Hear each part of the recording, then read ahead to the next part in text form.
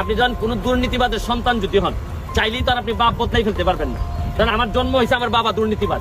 দিচ্ছি কোথায় কত দুর্নীতি হয়েছে সেই কথাটা তাকে এখানে স্পষ্ট বলতে হবে, যার জবাব আমি দেব। কারণ একটা কথা আমি এখানে স্পষ্ট বলতে চাই, ওয়ার্ল্ড ব্যাংক তো পদ্মা সেতু নিয়ে দুর্নীতির অভিযোগ এনেছিল। সেখানে কি কোনো দুর্নীতি হয়েছিল? দুর্নীতি হয়নি। দুর্নীতি হচ্ছে বাংলাদেশে।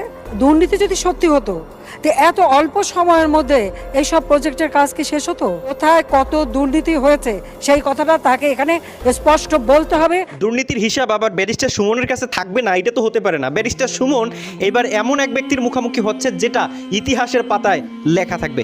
চলুন প্রধানমন্ত্রী শেখ হাসিনা কিভাবে দুর্নীতির হিসাব চেলেন এবং দুর্নীতিবাজদেরকে নিয়ে ব্যারিস্টার সুমন কি বললেন এবং ব্যারিস্টার সুমন কীরকম মানবতার মানুষ সেটাও আজকের এই ভিডিওতে দেখতে পারবেন। বিশেষ করে দুর্নীতির বিষয়টা আজকে সংসদে যেভাবে তুলে ধরেছেন সেটা শুনলে পুরোটাই